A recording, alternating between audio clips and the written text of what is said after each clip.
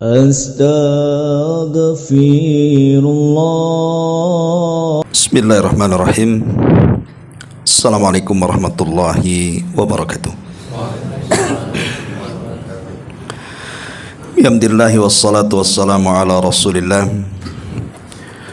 wa ala alihi wa sahbihi wa mawalah wa la hawla wa la quwata illa billahi wa ba'du.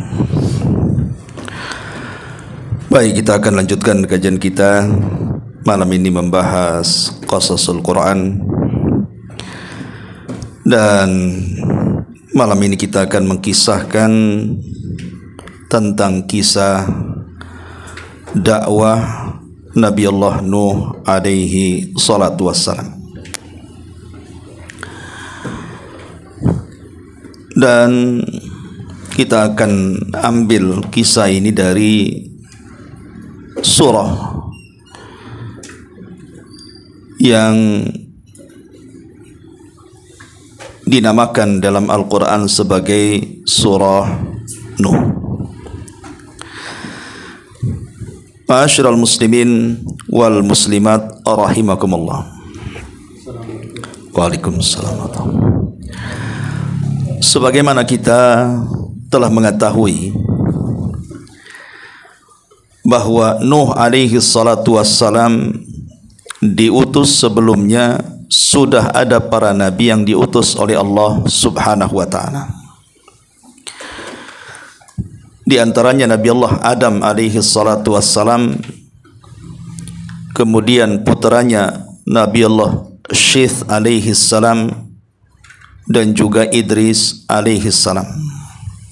Baru setelah itu Allah subhanahu wa ta'ala mengutus Nuh alaihi salam. Jarak antara Nabi Allah Adam alaihi salatu wassalam ke Nabi Allah Nuh disebutkan dalam hadis yang sahih sekitar 10 kurun. Artinya 1000 tahun. Karena satu kurun itu 100 tahun. Lah selama 1000 tahun dari mulai Adam sampai Nuh alaihi salam, manusia berada di atas tauhid. Makanya Allah mengatakan kana nasu ummatan wahidatan. Dahulu manusia itu berada pada umat yang satu. Artinya umat yang mentauhidkan Allah subhanahu wa ta'ala. Baru setelah 1000 tahun lewat, manusia di atas umat yang satu, artinya di atas tauhid, maka mereka mulai berselisih. Disinilah terjadi kesyirikan pertama di alam semesta. Makanya Allah mengatakan faba'atsallahu nabiyyin. Maka Allah subhanahu wa ta'ala mengutus para nabinya setelah adanya perselisihan.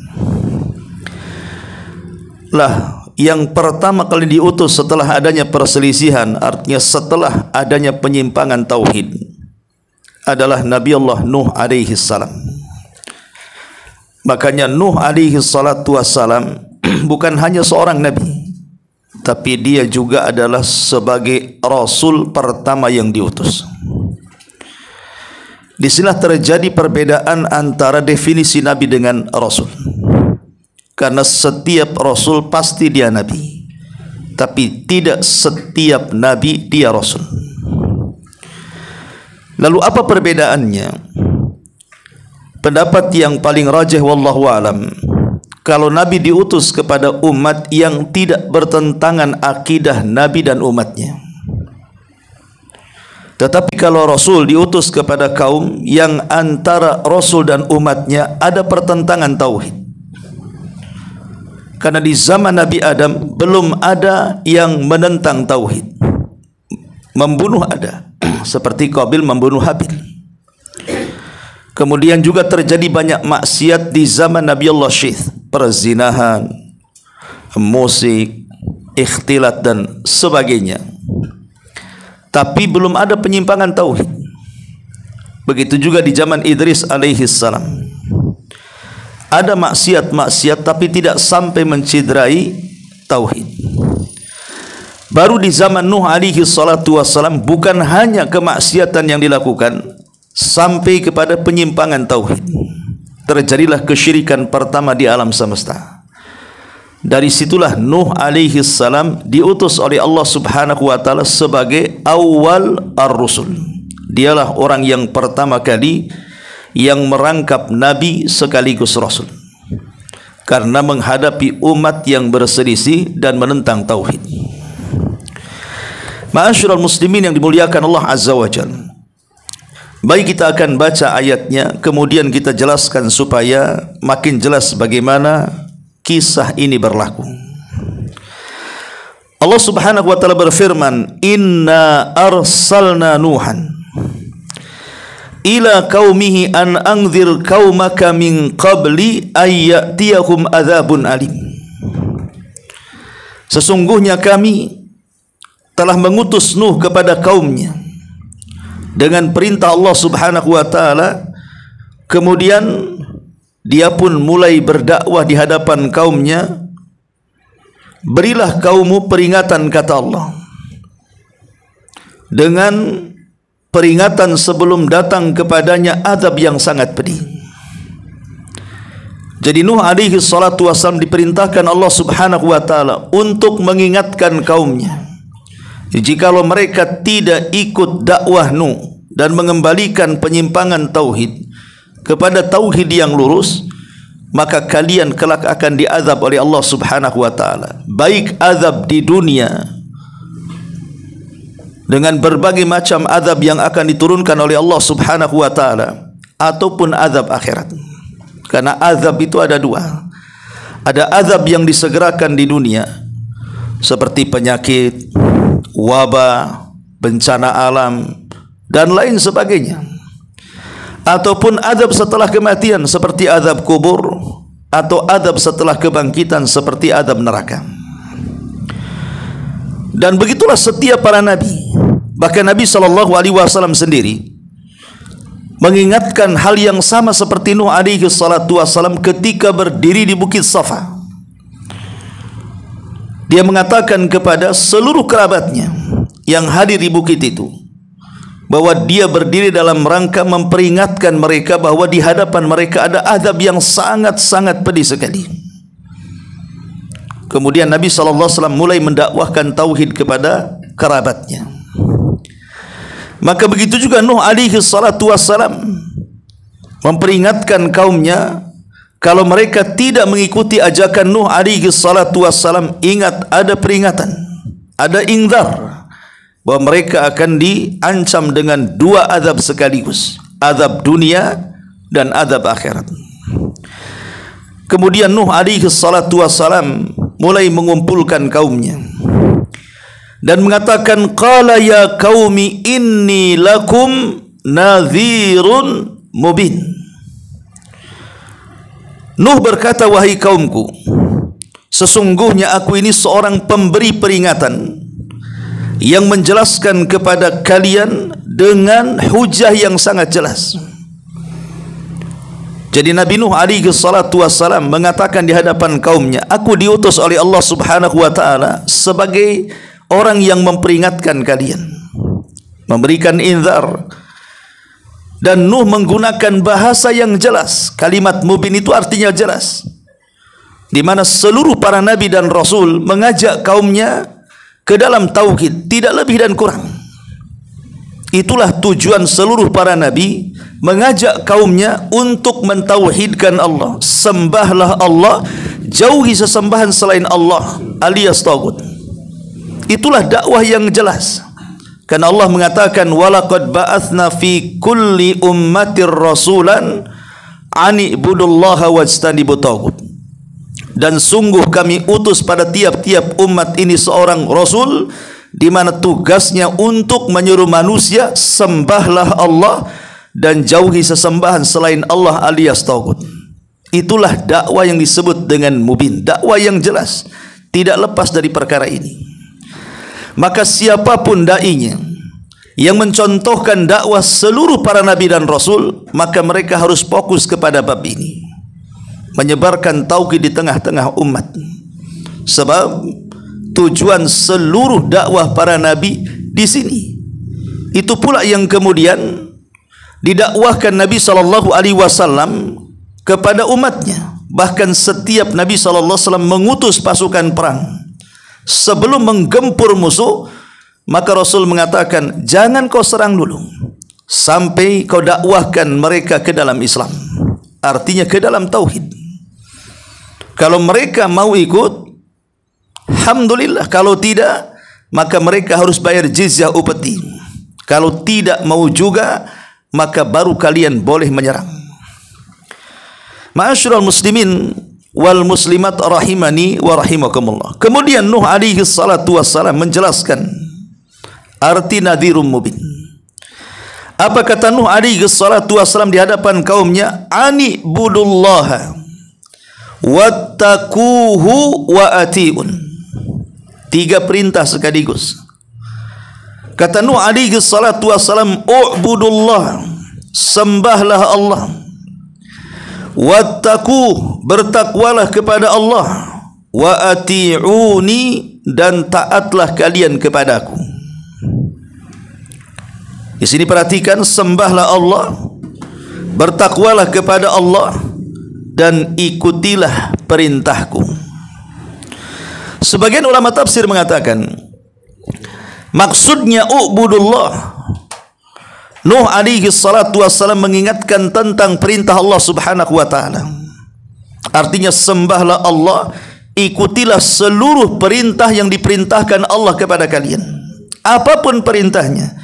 Walaupun dalam perintah itu ada sesuatu yang tidak kita sukai, wajib kalian ikut.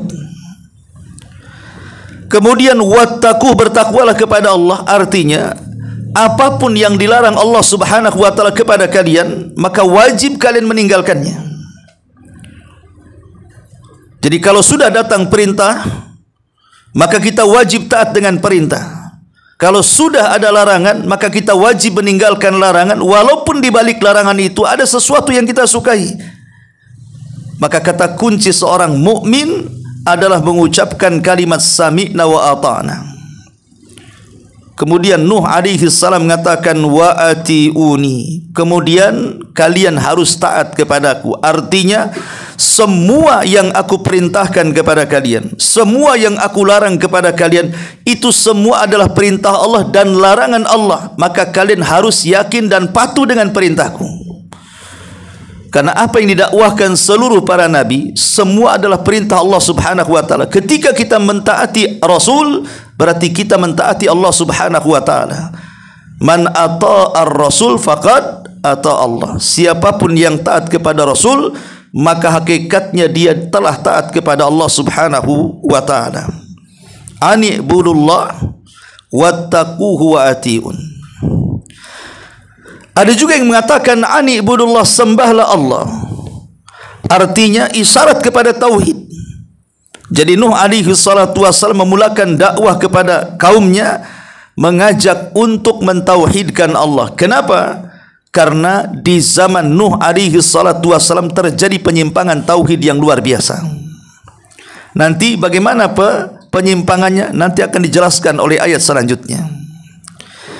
Kemudian Nuh alaihi salatu wassalam menjanjikan, kalau kalian menyembah Allah, kalau kalian bertakwa kepada Allah, kalau kalian ikut perintahku, yaghfir lakum min dzunubikum, niscaya dia akan mengampuni sebagian dosa-dosa kalian.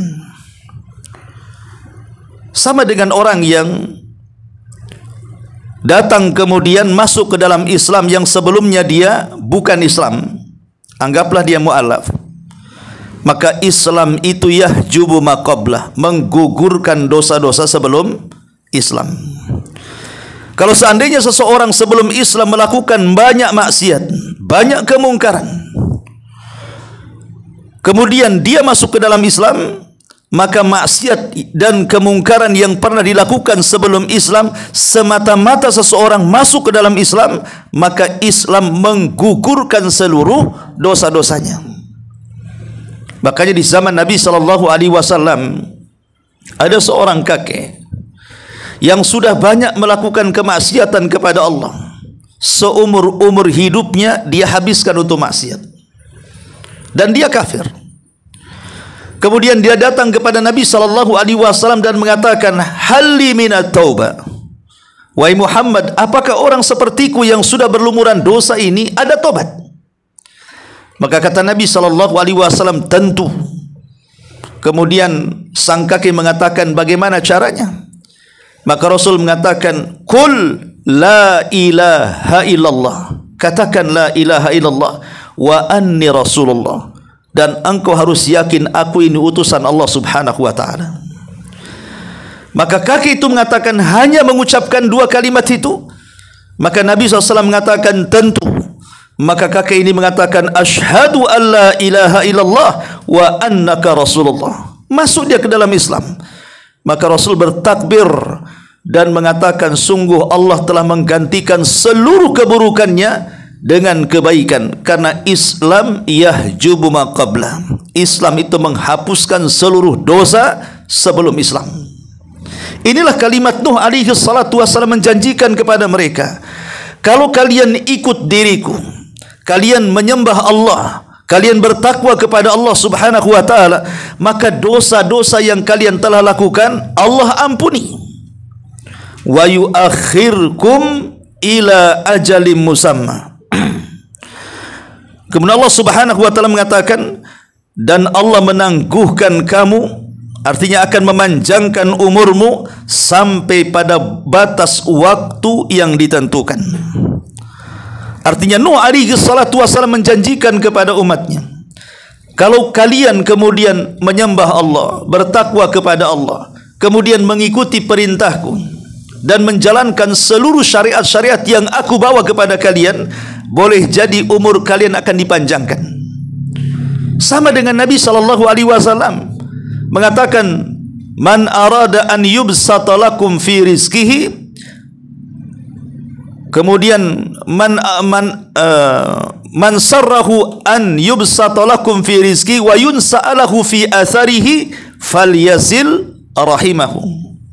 Siapa di antara kalian yang senang ingin diluaskan rizkinya dan dipanjangkan umurnya, silahkan kalian ikut perintah Islam, perbanyak silaturahim. Dari sini Nuh alaihi salatu wassalam menjanjikan, kalau kalian mengikuti ajaranku, masuk ke dalam agamaku, maka boleh jadi Allah akan panjangkan umur kalian sampai batas waktu yang ditentukan. Kemudian Nuh alaihi salatu wassalam mengatakan, inna ajalallahi idza ja'ala yu'akhkhar law kuntum ta'lamun. Ketetapan Allah itu apabila telah datang tidak dapat ditunda seandainya kalian mengetahui. Artinya mumpung kalian belum wafat, belum binasa, ikuti agamaku. Sebab kalau kalian kemudian mati dan tidak ikut agamaku, ingat, bisa saja orang kemudian meninggal dalam keadaan kufur. Jadi Nuh alaihi salatu wassalam mengingatkan kepada umatnya bahwa umur ini sangat berharga, waktu ini sangat berharga. Jangan sampai kemudian kita menghabiskan umur sampai mati di atas kesyirikan. Kalau bisa kita ini meninggal di atas tauhid, husnul khatimah. Karena Rasul mengatakan, man kana akhiru kalamihi la ilaha illallah dakhalal jannah. Siapapun yang akhir ucapannya kalimat la ilaha illallah, maka dia dijamin masuk surga. Ma'asyiral muslimin wal muslimat rahimani wa rahimakumullah. Kemudian Nuh mulai menceritakan bagaimana dia lelah letihnya berdakwah, mendakwai kaumnya untuk mengajak mereka ke dalam tauhid. Mulai Nuh alaihi salatu wassalam bermunajat kepada Allah Subhanahu wa ta'ala, artinya mengadu kepada Allah. Itulah yang dicontohkan Nuh dan Nabi kita Muhammad sallallahu alaihi wasallam saat kondisi kesulitan dalam berdakwah. Maka para nabi senantiasa mengadu kepada Allah Subhanahu wa ta'ala, bermunajat kepada Allah. Harusnya juga kita sama. Kalau kita ada kesulitan, ada masalah besar yang kita tidak bisa keluar dari masalah itu, adukan masalah itu kepada Allah Subhanahu wa ta'ala. Sebagaimana Ayub mengatakan, wa ashku bathi wa huzni ilallah. Aku hanya mengadukan urusanku dan kesedihanku kepada Allah Subhanahu wa taala.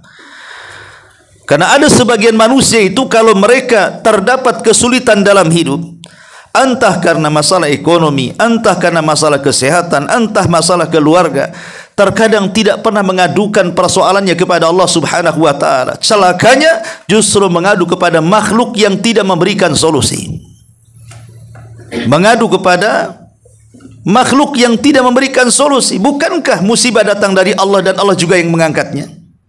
Bukankah musibah itu didatangkan oleh Allah terkadang untuk menguji manusia, apakah jujur keimanannya atau dusta keimanannya?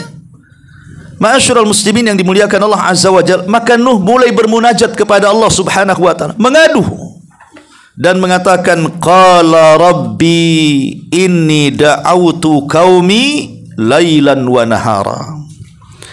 Nuh berkata, ya Rabbku, sesungguhnya aku telah menyeru kaumku siang dan malam. Para ulama mengatakan maksudnya di sini Allah Subhanahu wa taala mendahulukan malam daripada siang. Inni da'autu qaumi lailan. Allah mendahulukan malam. Kemudian wa nahara. Kata Nuh, sungguh aku telah menyuruh kaumku lailan di malam hari, wa naharan dan di siang hari. Kenapa mendahulukan malam kemudian siang?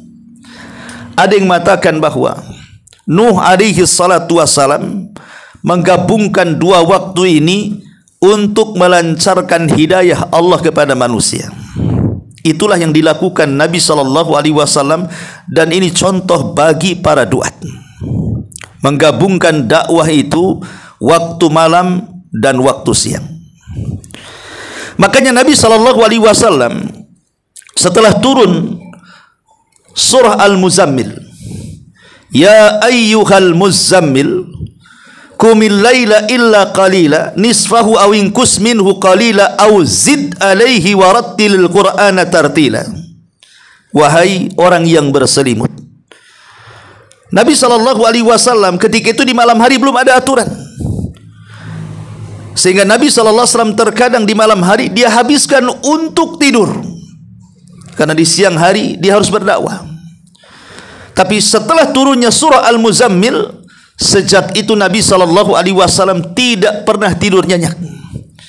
Dan Allah Subhanahu wa taala memerintahkan tidur Nabi SAW 2/3 untuk tidur dan 1/3 untuk qiyamul lail, atau separuh untuk tidur dan separuhnya untuk qiyamul lail. Sejak itu Nabi SAW tidak pernah tidur nyenyak. Kenapa Nabi SAW tidak pernah tidur nyenyak? Karena ini perintah Allah. Wahai orang yang berselimut, bangun, jadikan tidurmu separuh dan bermunajatmu di malam hari separuh. Atau kalau engkau kurang tidur, au zid alaih, kau boleh menambah 2/3 tidur, 1/3-nya bangun. Untuk apa coba? Di malam hari disuruh bangun, karena di malam hari Allah Subhanahu wa taala turun ke langit dunia. Kemudian Allah Subhanahu wa taala mengatakan di antara hamba-hambanya dari langit pertama, man yad'uni fa astajibalah. Siapapun yang berdoa, kukabulkan doanya. Wa man yas'aluni fa utiya. Siapapun yang minta, kuberi seluruh permintaannya. Wa man yastaghfiruni, barang siapa yang meminta ampun akan dosa-dosanya, fa'aghfirullah, aku pun akan mengampuni dosa-dosanya. Artinya di malam hari kesempatan kita bermunajat kepada Allah, berdoa, meminta, kemudian meminta ampun akan dosa-dosa kita. Jadi Nabi SAW menjadikan kesempatan malam itu untuk berdoa kepada Allah. Apa doanya? Agar kaumnya menerima dakwah, agar kaumnya menerima hidayah Allah. Kemudian siang harinya, setelah malamnya dia berdoa, kemudian baru siang harinya dia mengajak manusia untuk masuk Islam. Menggabungkan dua hidayah. Pertama hidayatul taufik, dan yang kedua hidayatul irsyad. Artinya di malam hari Nabi SAW meminta kepada Allah agar menurunkan taufiknya, supaya orang-orang yang mereka keras kepala mudah untuk didakwahi. Kemudian di sidang harinya barulah dia berdakwah dengan melancarkan hidayatul irsyad, menjelaskan ini hak, ini batil, ini syirik, ini tauhid, ini bid'ah, ini sunnah, ini taat, ini maksiat, ini baik, ini tidak, dan begitu seterusnya. Makanya siapapun yang menggabungkan dalam dakwahnya dua waktu ini, maka akan memudahkan untuk berdakwah. Seandainya kita ini punya kerabat yang belum dapat hidayah, kita setiap hari memperingatkan mereka untuk salat, untuk memperbaiki akidah dan keyakinan, untuk mengajak manusia ke dalam sunnah. Kalau seandainya kemudian dakwah kita ini selalu ditentang, karena memang itu konsekuensi orang berdakwah, tidak mungkin mulus terus, pasti ada penentangan kalau dakwahnya benar. Kalau seandainya orang yang kita dakwah itu selalu menolak, maka mintalah kepada Allah hidayah, kelembutan orang itu supaya menerima dakwah. Dengan cara apa? Bangun di malam hari, ketuk pintu langit.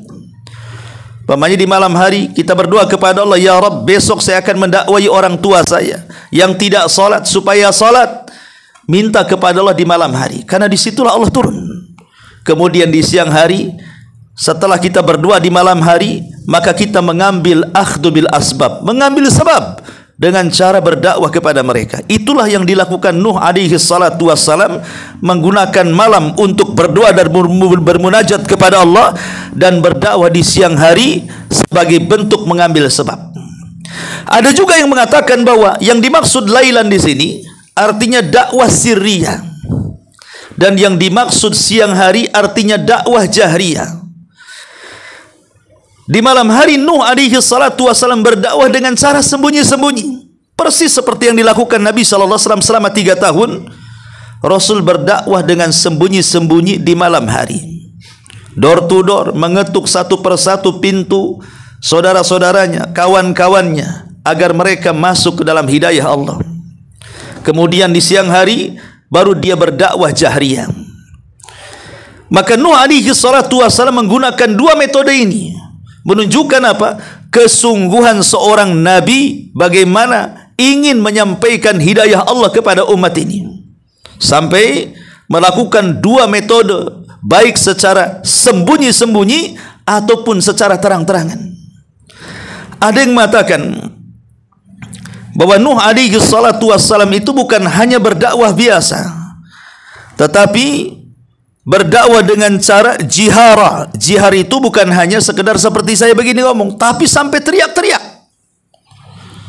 Jihar itu bukan hanya sekedar bicara, tapi sampai teriak mengajak kaumnya. Jadi semua metode dilakukan Nuh alaihi salatu wassalam. Nuh mengatakan, inni da'autu qaumi laila wa nahara. Tapi apa yang terjadi? Falam yazidhum du'ai illa firara. Ya Rabb, tetapi seruanku itu tidak menambah iman mereka, justru mereka lari dari kebenaran yang kudakwahkan kepada mereka. Inilah tantangan dakwah. Terkadang orang yang kita dakwai bukannya menerima, tapi justru menolak. Bukannya mendengar, tapi justru pura-pura tuli. Bukannya kemudian berusaha untuk meresapi nasihat-nasihat yang kita sampaikan, justru malah membantah dan menentangnya. Begitulah terkadang sifat dakwah.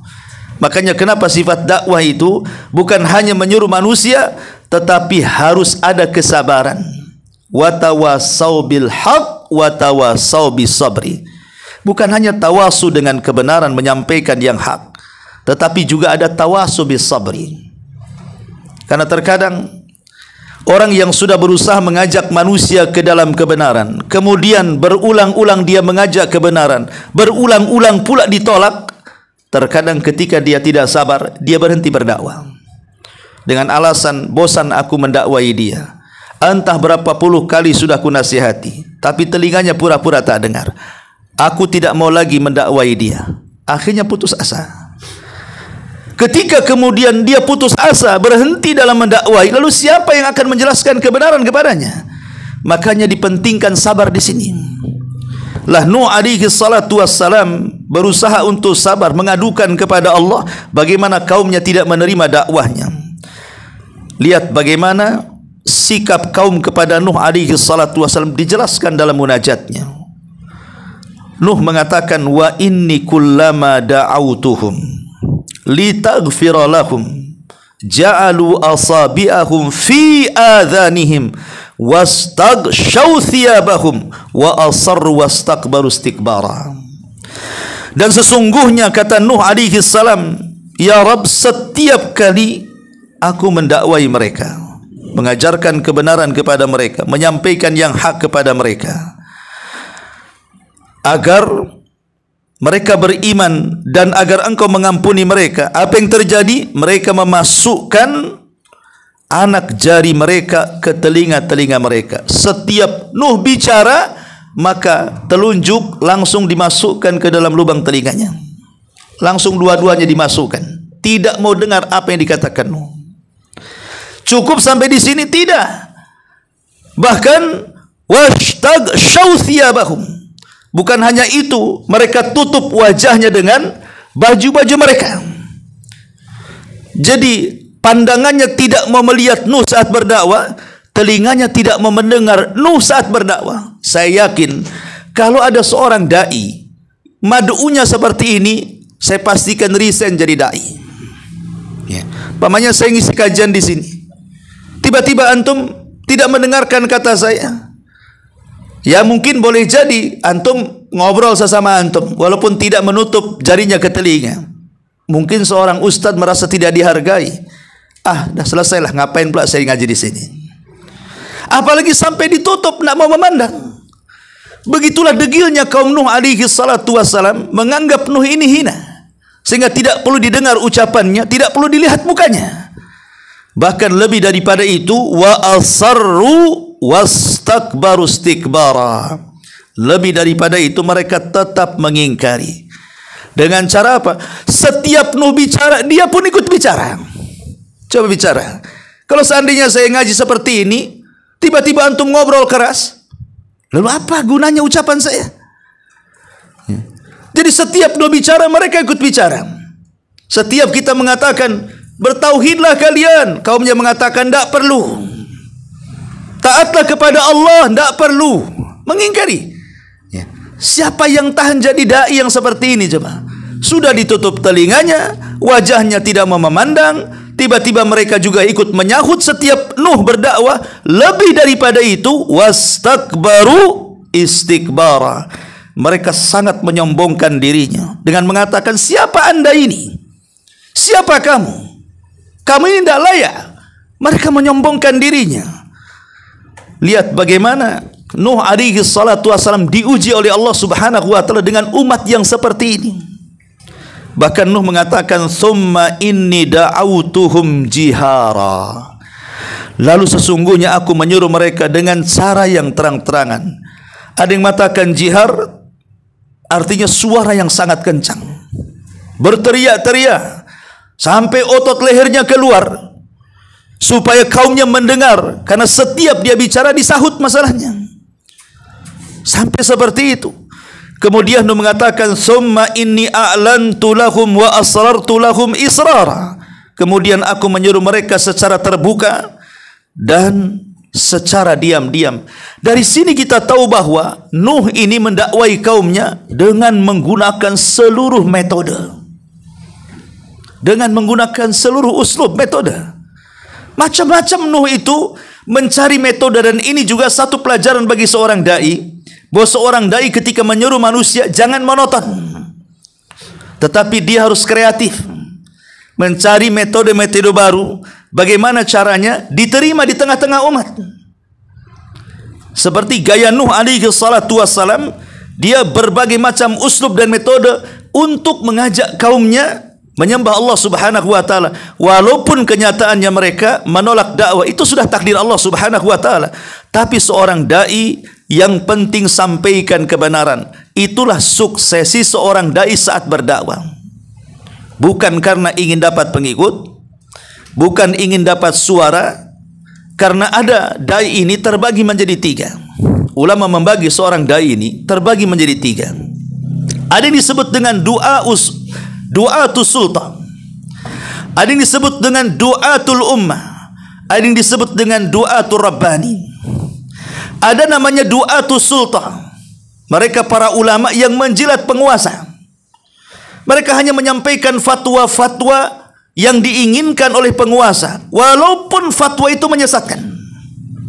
Yang penting dia punya kedudukan dan suara di tengah-tengah penguasa, tidak mau jauh dari penguasa. Disebut du'atul sultan namanya. Dan ini banyak di kalangan kita hari ini. Kalau sudah musim kampanye, wah, ustaz itu kadang ikut kampanye, menjelek-jelekan partai lawannya, membawa dalil Al-Quran dicocok logikan. Jangan ikut partai ini karena Allah melarang, wala taqrabu hadhihi syajarah, katanya. Jangan dekat-dekat pohon ini. Maksudnya partai yang berlogo pohon. Masalah tuh.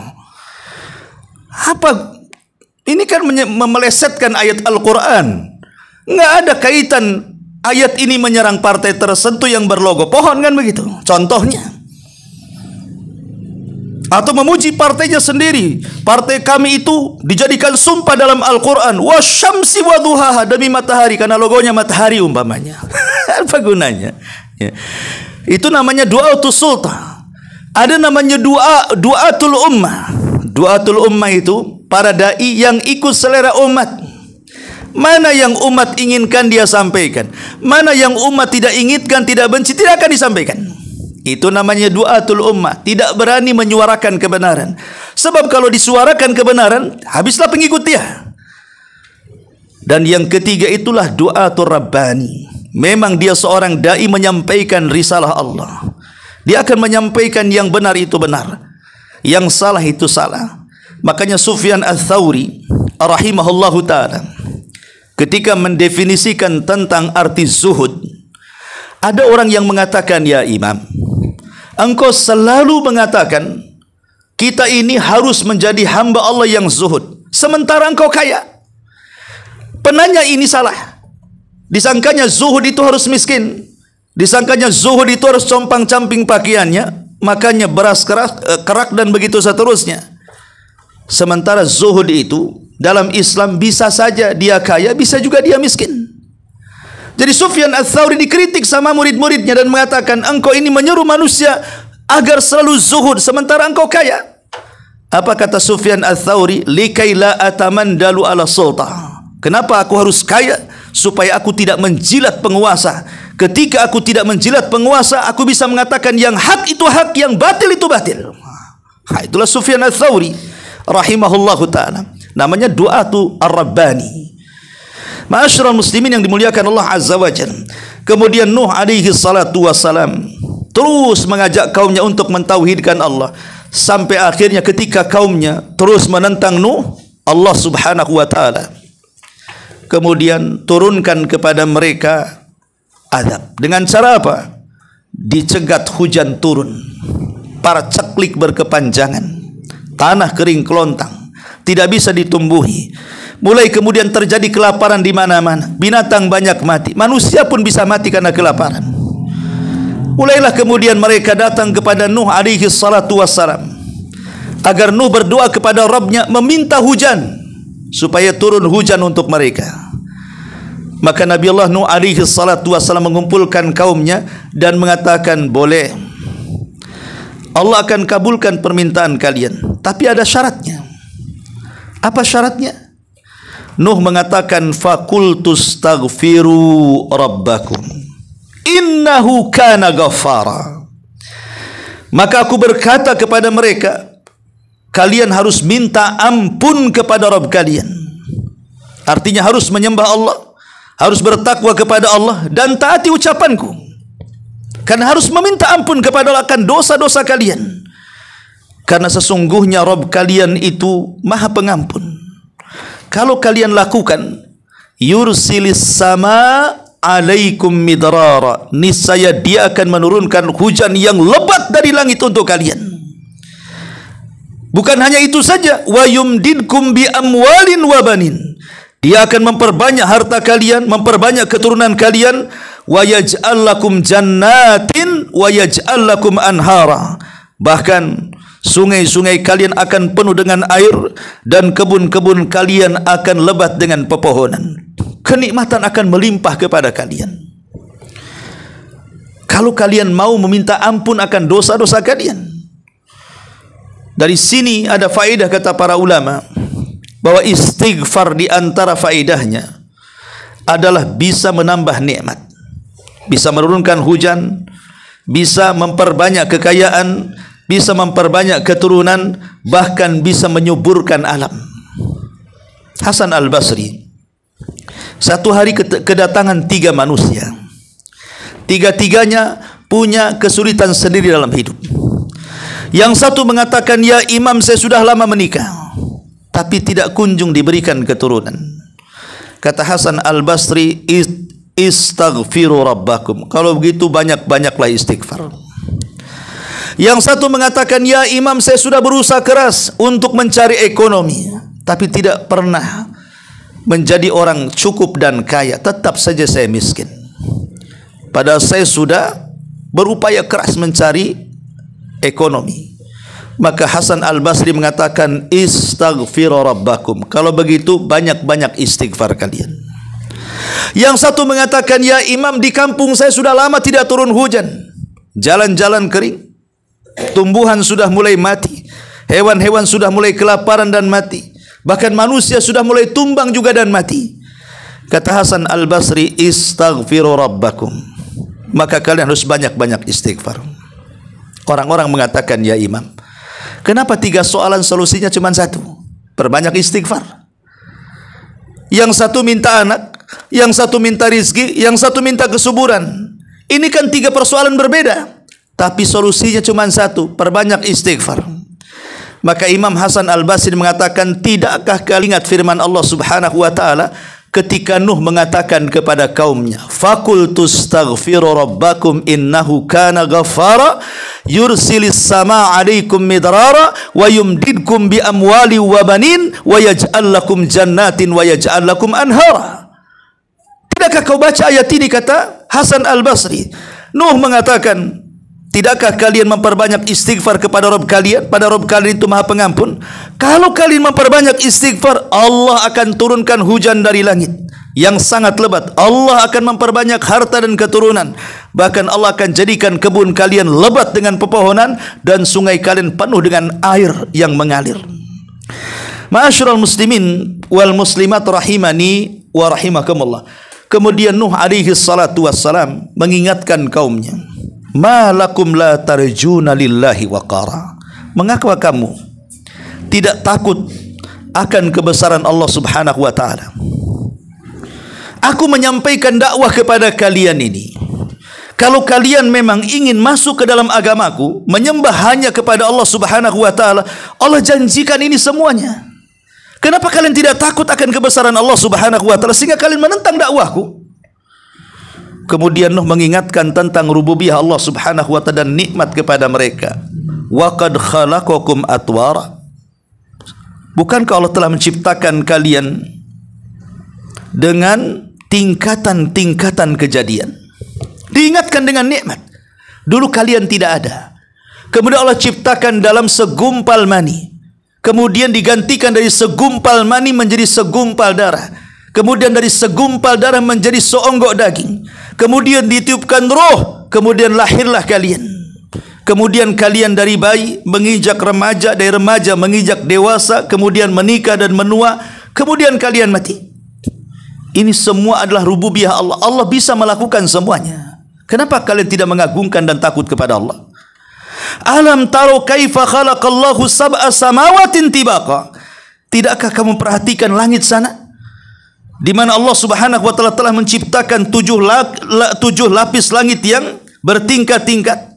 Boleh jadi mungkin Nuh alaihi salatu wasallam mendapatkan kabar berita dari Adam sebelumnya, dari ajaran sebelumnya, bahwa langit itu bertingkat-tingkat. Atau Allah memahyukan kepada Nuh tentang sains bahwa langit itu Allah ciptakan seperti itu, maka disampaikan kepada kaumnya. Wa ja'alal qamara fihinna nuran wa ja'ala syamsa siraja.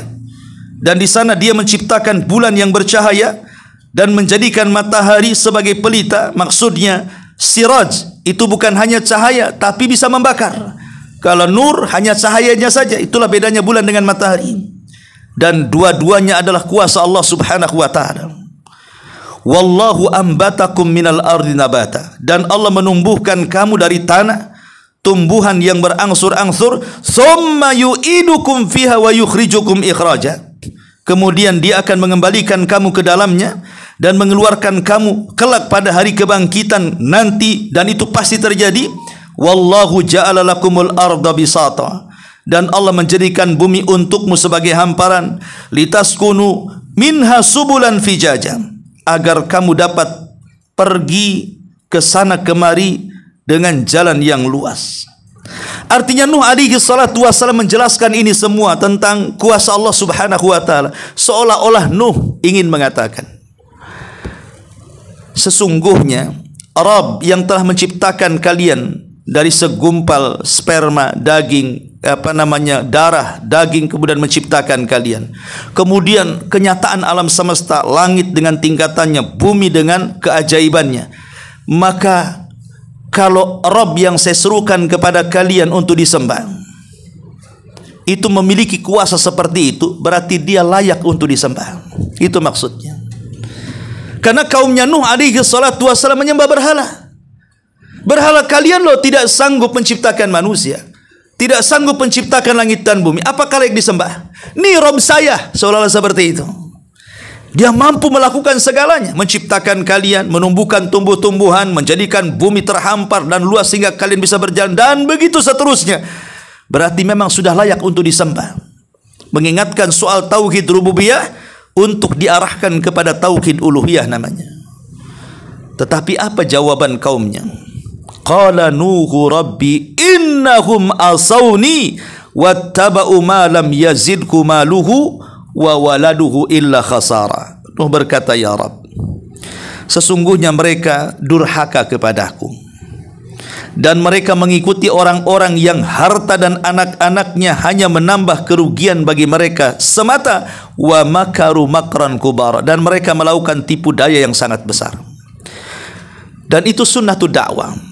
Seluruh para nabi rata-rata ditentang oleh kaumnya, dan di antara kaum yang menentang rata-rata adalah para pejabatnya, rata-rata adalah para pemimpinnya.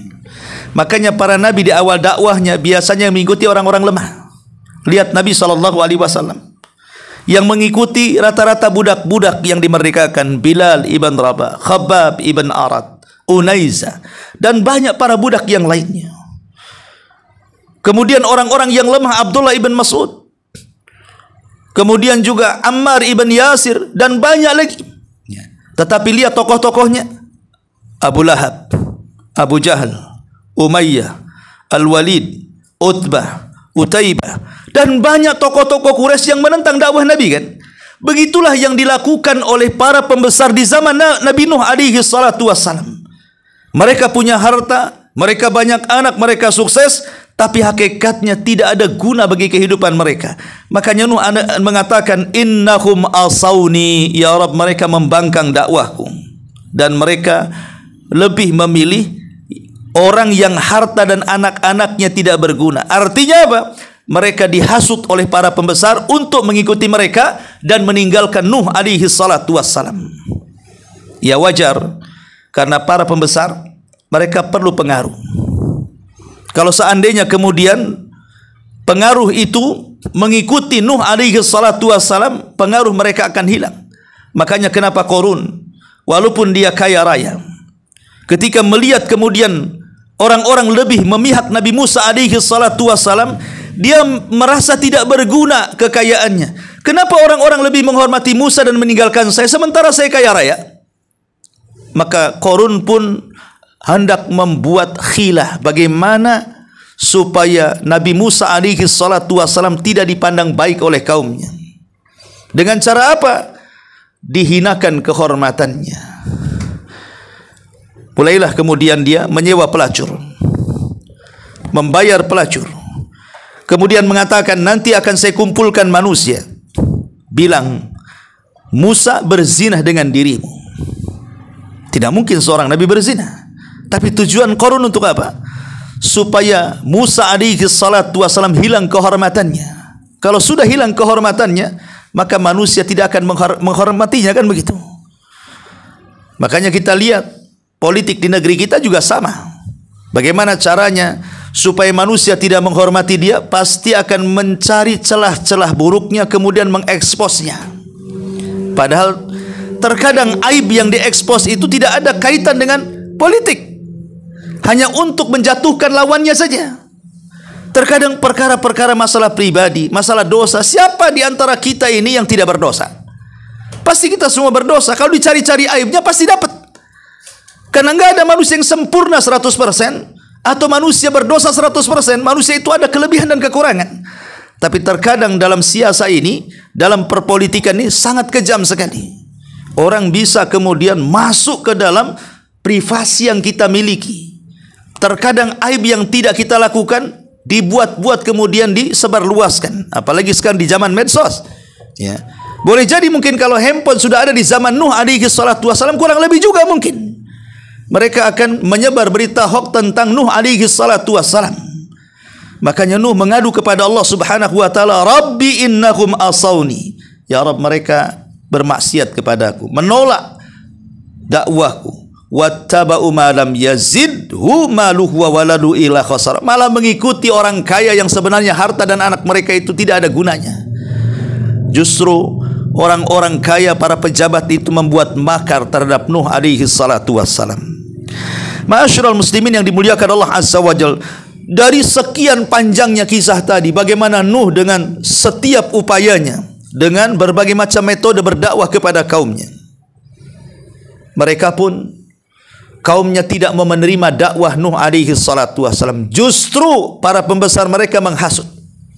Menghasut dengan cara apa? Wa qalu la tadharunna alihatakum wala tadarunna waddan wala suwa'an wala yaghutha wa ya'uqa wa nasra. Apa kata para pembesar kepada masyarakat di zaman Nuh? Mereka berkata, para pembesar itu, jangan sekali-kali kalian meninggalkan sesembahan Tuhan kalian. Kemudian, dan jangan pula kalian sekali-kali meninggalkan penyembahan kepada Wad, dan jangan pula meninggalkan sesembahan kepada Suwa, kepada Yaghus, kepada Ya'uq, kepada Nasr. Itulah 5 berhala di zaman Nabi Nuh yang disembah. Apakah kalian akan mengikuti orang ini yang mengajak kita untuk menyembah satu Tuhan, kemudian meninggalkan Tuhan-Tuhan kita yang 5 ini? Persis semua kaum para nabi seperti itu. Lihat Bani Israel. Ketika mereka baru saja diselamatkan oleh Allah dari kejaran Fir'aun, mata mereka melihat bagaimana Fir'aun ditenggelamkan dan seluruh antek-anteknya. Kemudian Musa berjalan ke tanah perjanjian, melewati satu desa, di situ para penyembah berhala, patung-patung anak sapi. Tiba-tiba sebagian besar Bani Israel mengatakan kepada Musa, ya Musa, ij'al lana ilahan kama lahum aliha. Wahai Musa, jadikanlah Tuhan seperti mereka, katanya. Apakah kita hanya menyembah satu Tuhan saja? Maka Musa alaihi salatu wassalam marah kepada Bani Israel, ya, ketika mereka mengatakan, aja'alal alihata ilaha wahid, inna hadala syai'un ujab. Ya, sama dengan orang-orang jahiliyah dan mengatakan, ya Muhammad, apakah engkau akan membuang Tuhan yang banyak ini dan menetapkan satu Tuhan? Itu sama dengan perkataan Bani Israel dan mengatakan, aja'alal alihata ilahan wahid. Apakah kami harus meninggalkan Tuhan yang banyak dan menyeru Tuhan satu saja? Maka ini juga sama, ya. Jadi mereka mengatakan, kaum Nuh alaihi salatu wassalam, masa kita harus meninggalkan sesembahan yang selama kami sembah, kemudian menyembah Tuhan yang disembah Nuh alaihi salam? Oh, ini mustahil, ya. Maka para pembesar menghasut kaumnya. Ingat kalian dengan Wud. Siapa Wud ini?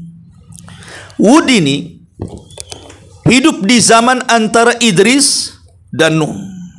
Sebelum Nuh diutus alaihi salam, diutus oleh Allah, antara Idris dan Nuh ada keluarga yang disebut dengan keluarga Wad dalam Quran, atau Wud. Kenapa disebut Wad? Karena Wad itu diambil dari kata Wud, artinya dicintai. Jadi orang namanya Wad ini sangat dicintai, karena di zaman itu belum diutus Nabi. Nabi sebelumnya sudah meninggal, Nabi yang akan datang belum muncul. Maka mereka hanya mengandalkan orang soleh. Lah di tengah-tengah mereka ada orang soleh namanya Wad atau Wud. Itu orang yang paling soleh, yang paling baik, senantiasa berzikir, salat, mengajak kepada kebaikan. Pokoknya dia tokoh agama di zaman itu.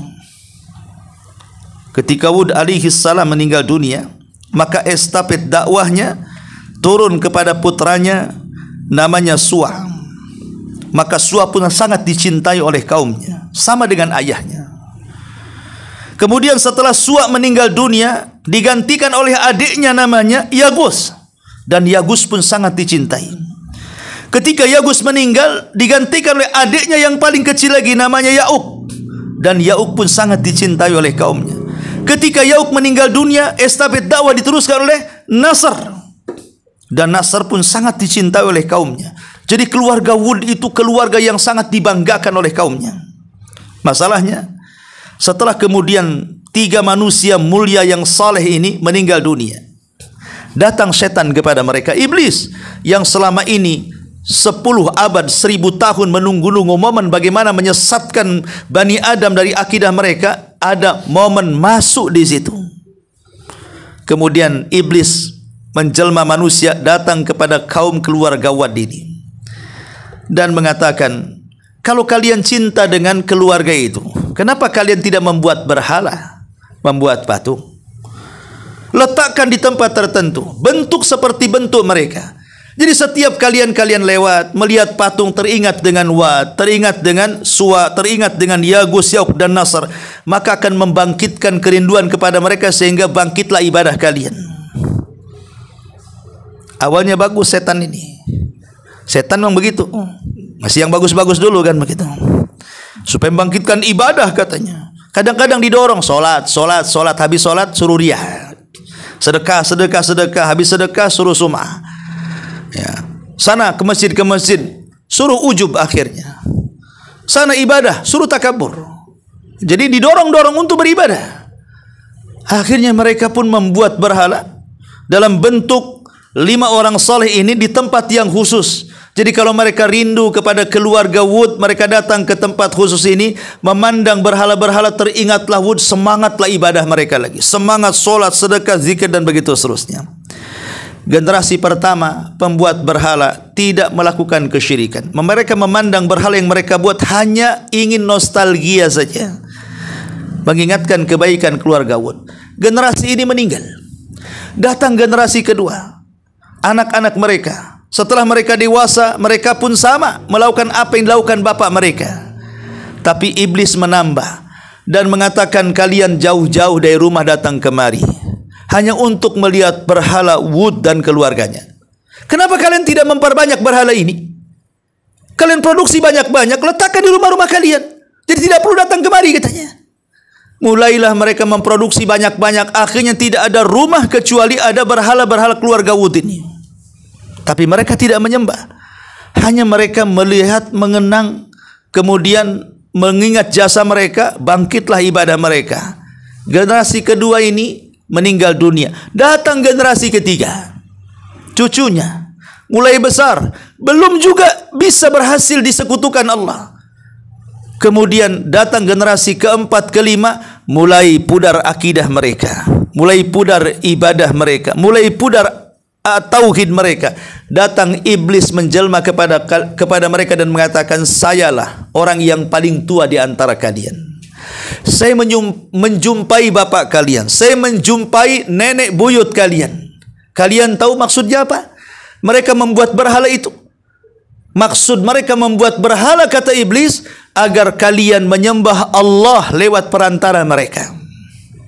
Dibuatnya bertawasul. Tetap kalian menyembah Allah, tapi lewat perantara mereka. Karena kalian banyak dosa, mereka orang soleh, dekat dengan Allah, maka jadikan mereka perantara. Setelah generasi pembuat perantara meninggal, datang generasi berikutnya, sudah tidak ada perantara lagi. Justru 5 berhala ini yang disembah, lupa menyembah Allah subhanahu wa ta'ala. Terjadilah kesyirikan. Ketika tidak ada rumah kecuali mereka menyembah keluarga Wud, berhala-berhala mereka, disinilah Allah subhanahu wa ta'ala utus Nuh alaihi salam untuk mengembalikan umat ke dalam tauhid. Makanya ketika Nuh berusaha untuk mendakwai manusia kepada tauhid. Apa kata para pembesar? La tadharunna alihatakum. Ingat, jangan pedulikan kata-kata Nuh. Jangan tinggalkan Tuhan-Tuhan kalian, berhala-berhala kalian. Wala tadharunna waddan wala suwa'an wala yaghutha wa ya'uqa wa nasra. Dan jangan tinggalkan berhala-berhala orang-orang saleh kita ini. Di sini ada berhala Wud, ada Yaghus, ada Suwa, ada Ya'uq, ada Nasr.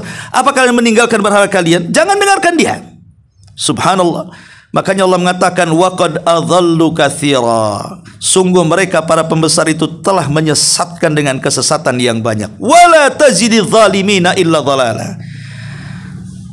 Dan sungguh mereka telah menyesatkan banyak orang, dan jangan engkau tambahkan bagi orang-orang yang zalim itu selain kesesatan.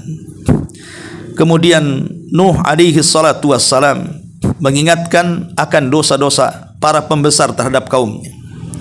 Mimma khati'atihim ugriku fa udkhilu naran falam yajidu lahum min dunillahi ansara. Disebabkan kesalahan-kesalahan mereka, tidak menerima dakwah Nuh, menolak dakwah tauhid, menentang dakwah tauhid. Ketika Nuh bicara, meletakkan jari mereka di telinga. Ketika Nuh berdakwah, meletakkan pakaian di muka mereka. Ketika Nuh berdakwah, mereka justru menyaut dan berusaha menentangnya dan makin sombong.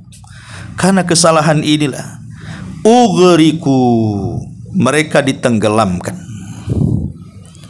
Inilah azab kaum Nuh alaihi salatu wassalam, dikirim tufan dan ditenggelamkan oleh Allah subhanahu wa ta'ala. Nuh alaihi salatu wassalam ketika makin banyak penentangan, bahkan terancam jiwanya, sudah mulai mengancam kaumnya ingin membunuhnya dan membantai keluarganya. Maka Nuh berdoa kepada Allah subhanahu wa ta'ala dan mengatakan, Rabbi inni maglubun fantasir. Ya Rabb, aku sudah terkalahkan oleh kaumku, tolonglah aku. Maka Allah subhanahu wa ta'ala merintahkan Nuh untuk berhenti berdakwah dan memerintahkan Nuh untuk membuat kapal. Ada dalam kisah Israiliyat, ya kisah Israiliyat ini pelezat sejarah, tidak bisa dijadikan pegangan karena pegangan kita Al-Quran dan Sunnah, tapi untuk pelezat saja. Nuh alaihi salatu wassalam menanam pohon dari biji sampai besar 100 tahun. Kemudian setelah 100 tahun Allah memerintahkan untuk menebangnya. Setelah ditebang, Allah memerintahkan untuk menyerut menjadi papan selama 100 tahun lamanya. Setelah papan menumpuk, kemudian Allah subhanahu wa ta'ala perintahkan untuk membuat perahu selama 40 tahun lamanya. Jadi mulai dari pembibitan menjadi pohon, menyerut dan merangkai kapal itu 240 tahun. Karena Nuh alaihi salatu wassalam itu nabi yang paling lama usianya dari seluruh nabi, hatta Adam alaihi salam. Adam usianya 950 tahun. Awalnya 1000 tahun tapi 960 tahun. Awalnya 1000 tahun tapi yang 40 tahun diberikan kepada Nabi Allah Daud alaihi salam. Tapi Nuh ada yang mengatakan usianya 1450, 1000, ada yang mengatakan 1500, ada yang mengatakan 1600, ada yang mengatakan 1700. Banyak perselisihan para ulama. Bagaimana tidak? Nuh diangkat menjadi nabi di usia 40 tahun. Kemudian berdakwah di kaumnya 950 tahun. Kemudian dia pun merangkai perahunya sampai 240 tahun. Kemudian hanyut di lautan entah berapa tahun lagi. Kemudian kapalnya di Bukit Judi Irak. Kemudian Nuh turun mengembang biakkan keturunannya entah berapa tahun lagi. Kemudian meninggal. Jadi Nuh lama usianya, ya, lebih lama dibandingkan Adam dan nabi-nabi setelahnya. Makanya wajar Nuh mendapati banyak generasi. Bukan hanya hidup di satu generasi, tapi hidup di beberapa generasi karena panjang umurnya. Lah Nuh alaihi salatu wassalam, ikhwatu fillah muliakan Allah azza wa jal, saat membuat perahu itu mulailah kaumnya mengejek dan mengatakan, ya Nuh, kemarin engkau seorang nabi, kenapa pula jadi tukang kayu? Ya. Engkau barusan kemarin mengaku jadi nabi dan rasul, menakut-nakuti kami, sekarang pula berubah menjadi tukang kayu. Dan anehnya engkau membuat perahu di pasir, di padang pasir yang tidak mungkin perahu itu berjalan. Mulai mengolok-olok Nuh alaihi salatu wassalam, istihza kepada nabinya. Tapi Nuh alaihi wasallam bersabar karena dia tahu janji Allah tidak mungkin menyelisihinya. Setelah perahu itu jadi, Allah Subhanahu wa taala mengingatkan akan ada tanda banjir. Ketika tungku-tungku mulai menyala, kemudian langit mulai gelap, maka Allah perintahkan, masuklah engkau dan orang-orang yang beriman, bawalah kemudian binatang-binatang yang sepasang-sepasang itu ke dalam perahumu. Ya. Ada yang mengatakan bahwa perahu Nuh itu 3 lantai. Jadi lantai pertama khusus untuk binatang sepasang-sepasang, lantai kedua untuk manusia, dan lantai ketiga untuk binatang-binatang terbang, burung dan semacamnya. Walaupun dalam cerita-cerita perahunya Nuh ini banyak khurafat. Ada yang mengatakan bahwa ketika Nuh masuk ke dalam perahu, perbekalannya beras, gandum dan yang semacamnya habis karena dicuri oleh tikus. Jadi tikus ini selalu menggerogoti. Ma'ruf di rumah antum, tikus ini suka mencuri makanan. Sehingga Nuh alaihi salatu wasallam kerepotan. Kalau gini terus maka akan habis digerogoti oleh tikus. Habis perbekalan, mati semua satu perahu. Akhirnya Nuh berdoa kepada Allah Subhanahu wa taala. Lah, ketika Allah mendengar doa Nuh, maka Allah kabulkan. Di situ ada harimau, maka dibuat bersinlah harimau. Dari bersin ini keluar kucing. Maka kucing ini mengejar-ngejar tikus, jadilah Tom and Jerry. Ya. Ini kan khurafat, ikhwan. Ya. Ini cerita-cerita khurafat di perahu Nuh alaihi salatu wassalam. Tidak benar kalimat ini, kisah-kisah yang khurafat. Tapi yang jelas bahwa Nuh alaihi salatu wassalam kemudian membuat perahu dan diberitahu tanda-tandanya. Setelah diberitahu tanda-tandanya, maka Nuh alaihi salatu wassalam ketika tanda itu muncul, maka Nuh bergegas untuk memasukkan orang-orang yang beriman. Ada yang mengatakan 8 orang, ada yang mengatakan 40 orang, ada yang mengatakan 80 orang, paling banyak 80 orang dalam pendapat. Dan itu pun hanya dari keturunan Nuh, 3 anaknya dan cucu dan cicitnya yang ikut dalam perahu itu. Sebenarnya Nuh alaihi salatu wasallam dianugerahi 4 putra.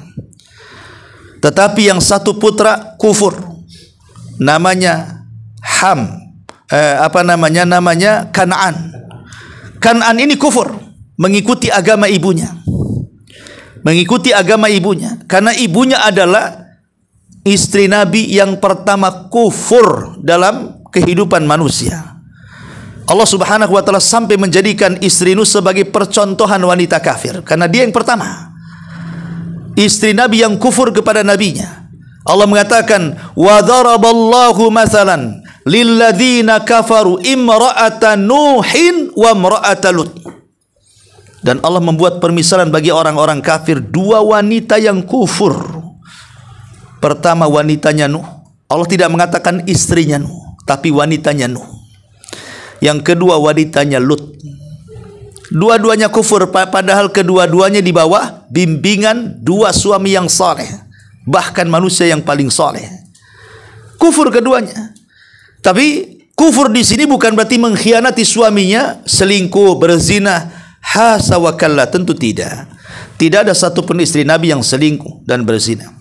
Maksud kufur di sini adalah kalau istri Nuh, dia orang yang pertama kali menganggap Nuh gila apabila wahyu turun. Coba, yang pertama menganggap gila suaminya istrinya.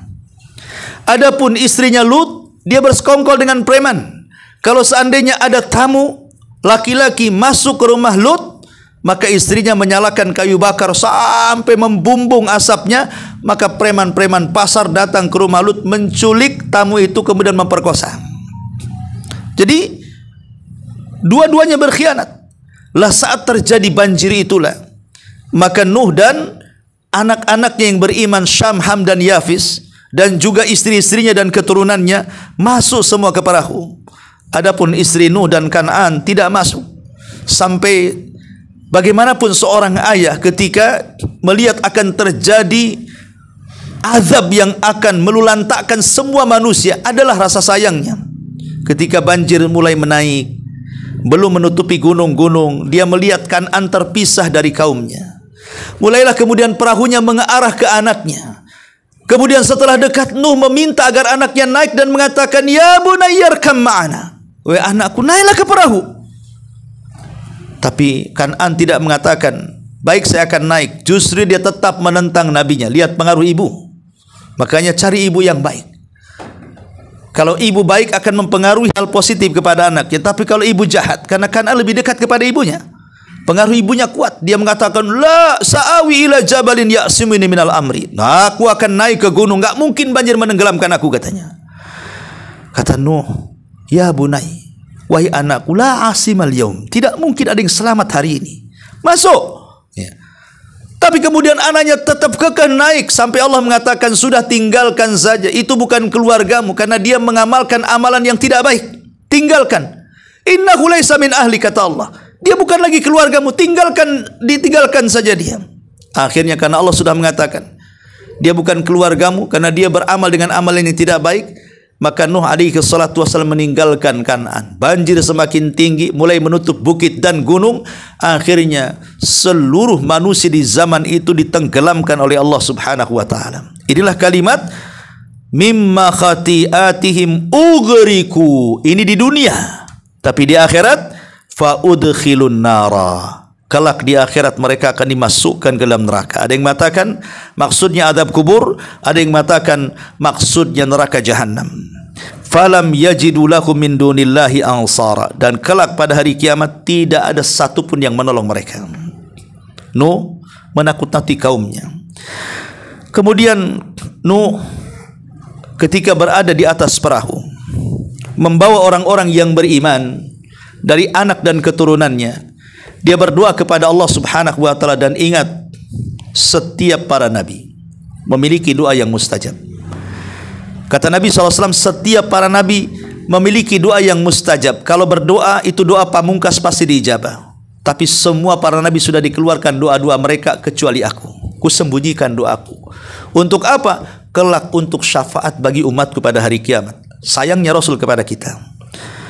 Lah Nuh mulai mengeluarkan doa mustajabnya dan mengatakan, wa qala nuhu rabbi la tadhar 'alal ardi minal kafirina dayara. Nuh berkata, ya Rabb, janganlah engkau biarkan seorang pun di antara orang-orang kafir yang tinggal di permukaan bumi, yang masih hidup dan bergerak di atas permukaan bumi. Binasakan mereka semuanya. Lihat, kenapa? Nuh alaihi salatu wassalam, karena dia sudah lama mendakwai kaumnya, dia tahu watak kaumnya. Kalau masih ada satu orang kafir yang hidup, kemudian bergaul dengan keturunan yang beriman, lambat laun akan terpengaruh. Maka Nuh meminta, jangan ada satu jiwa yang kau sisakan.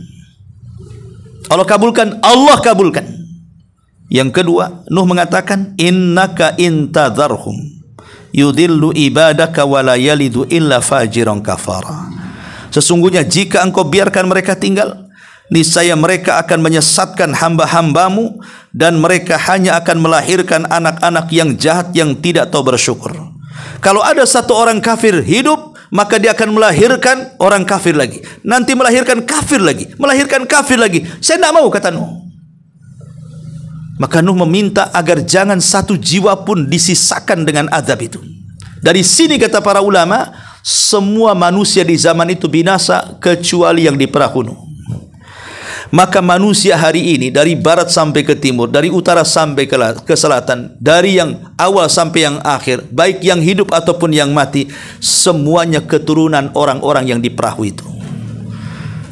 Tidak ada yang luput dari manusia yang hidup di zaman sekarang, kecuali kalau nasabnya diurut pasti sampai ke perahu. Makanya para ulama mengatakan Nuh itu bapak manusia kedua setelah Adam. Jadi Adam disebut Abul Bashar al-Awwal, bapak manusia pertama. Nuh itu Abul Bashar al-Thani, bapak manusia kedua. Kenapa? Karena manusia hari ini kalau diurut nasabnya sampai kepada 3 putra Nuh. Mungkin keturunan Syam putra Nuh, mungkin keturunan Ham putra Nuh, mungkin keturunan Yafis putra Nuh. Syam disebut bapaknya orang Arab, Abul Arab. Adapun Ham disebut bapaknya orang-orang yang berkulit hitam, orang-orang Ethiopia, orang-orang Nigeria, pokoknya orang berkulit hitam, Sudan dan yang semacamnya. Adapun Yafis itulah orang-orang Asia seperti kita. Ya. Lah semua turunan kepada 3 putra ini.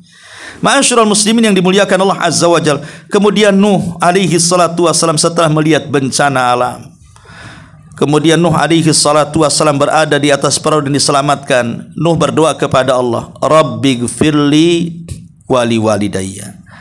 Ya Rabb, ampunilah aku dan ibu bapakku. Ketika Nuh berdoa kepada Allah memintakan ampun akan ibu bapaknya, menunjukkan ibu bapak Nuh itu beriman. Karena kita tidak boleh mendoakan ampunan kepada orang kafir. Walaupun bapak kita, walaupun ibu kita, kalau mereka mati kafir, kita tidak boleh memintakan ampun. Tidak boleh. Makanya Nabi pun kepada Abu Talib, ayah angkatnya yang mengasuh dari usia 8 tahun sampai diutus jadi Nabi dan Rasul.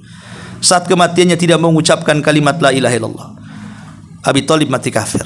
Rasul setiap malam sedih mengatakan, ya Allah, ampuni dosa pamanku.